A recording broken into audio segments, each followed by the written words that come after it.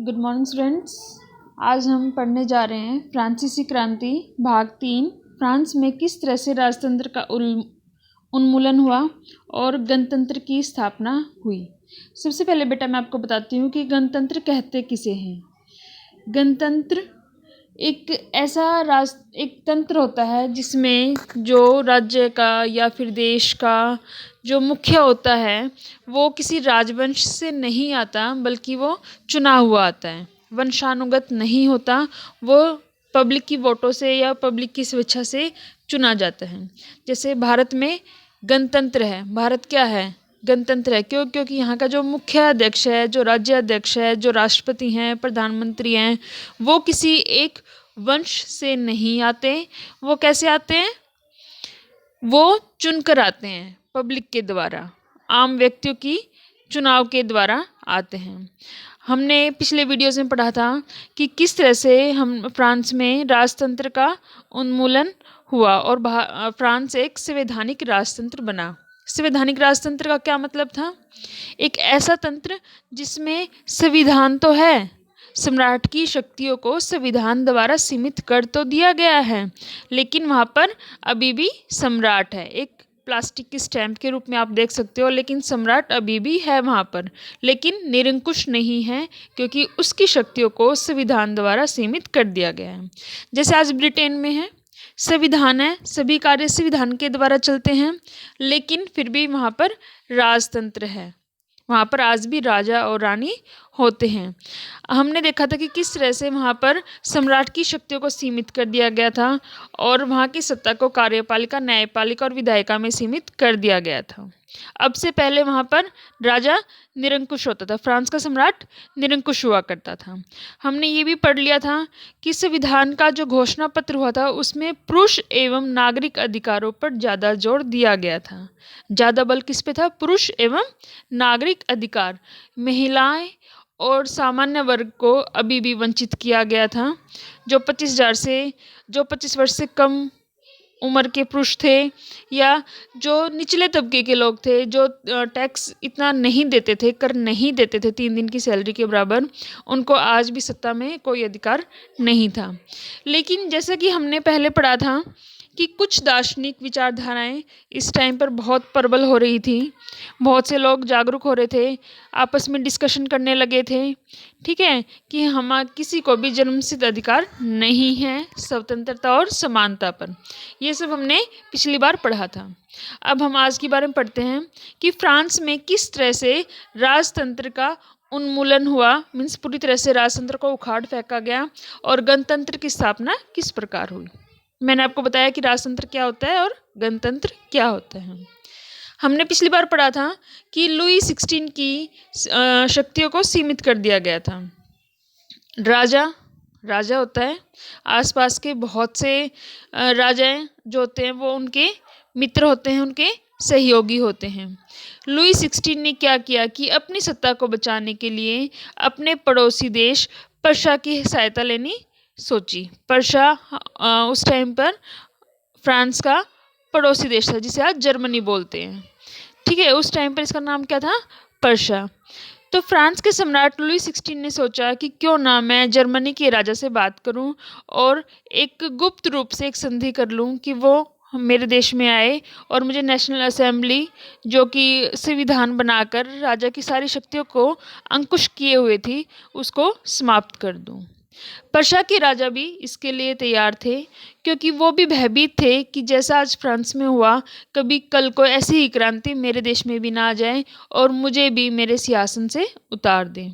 इसलिए इसी भयभीत होते हुए पर्शिया के राजा ने डिसाइड किया कि ठीक है, मैं लुई 16 की हेल्प करूँगा। साथ में ही ऑस्ट्रिया क्यों आया लुई 16 के लिए? क्योंकि हमने पढ़ा था कि लुई 16 की शादी ऑस्ट्रिया की राजकुमारी एंटोनेट से हुई थी।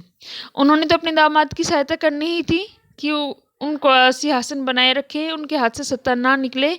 इसलिए क्या किया, पर्शिया और ऑस्ट्रिया से लुई 16 ने एक संधि की, गुप्त संधि की कि आप सेना लेकर आओ, मेरे देश में आओ और नेशनल असेंबली को उखाड़ फेंको और जैसा मैं आज तक निरंकुश रहा था मैं वैसे ही आगे भी अपना कार्य करता रहूं। मेरे ऊपर जो नेशनल असेंबली है इसके संविधान का कुछ भी अंकुश ना हो। इसके लिए पर्शिया और ऑस्ट्रिया दोनों ही सहमत हो गए। लेकिन नेशनल असेंबली जो कि 745 बंदों की एक चुनी हुई असेंबली थी, जैसे हमारे यहाँ विधानसभा विधान परिषद होती हैं, फिर उसके बाद हम लोकसभा राज्यसभा चुनते हैं, ऐसे ही जो वहाँ की संसद थी जिसे नेशनल असेंबली कहा गया है, उसने पहले ही इस गुप्त विचार को भांप लिया। वो समझ गए कि पर्शिया और ऑस्ट्रिया दोनों लुई 16 की सहायता करने के लिए हमारे ऊपर हमला जरूर करेंगे।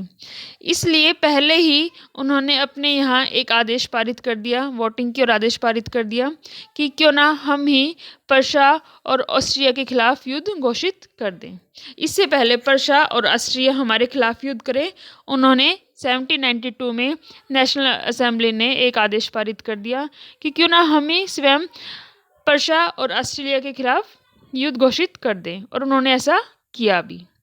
क्योंकि नेशनल असेंबली लोगों की अपनी चुनी हुई थी, राजा से ज़्यादा नेशनल असेंबली में आम व्यक्ति का ज़्यादा भरोसा था, ज़्यादा विश्वास था कि नेशनल असेंबली जो भी करेगी हमारे लिए अच्छा ही करेगी। इसलिए नेशनल असेंबली के आदेश को पारित किया गया और स्वयंसेवी के रूप में हजारों नागरिकों ने सेना में भर्ती होना शुरू कर दिया। उनको लग रहा था कि एक डेमोक्रेटिक, एक लोकतांत्रिक विचारधारा है जो नेशनल असेंबली ने दी है और हमें नेशनल असेंबली का सहयोग करना चाहिए। इसीलिए हजारों नागरिक स्वयंसेवी के रूप में सेना में भर्ती हो गए। उन्होंने देशभक्ति का गीत गाया जिसे मार्सिल्स नाम दिया गया। मार्सिल्स नाम क्यों दिया गया? मार्सिल शहर से निकलते हुए ये गीत गाया गया था, इसलिए इसे मार्सिल्स कहा गया। एक नंबर में बेटा आपका क्वेश्चन आ सकता है कि मार्सिल गीत किसने गाया था? तो मार्सिल गीत रोजेट दी लायल ने गाया था, ये आपको याद रखना है। मार्सिल्स गीत किसने गाया था? रोजेट दी लायल ने। और क्यों गाया था?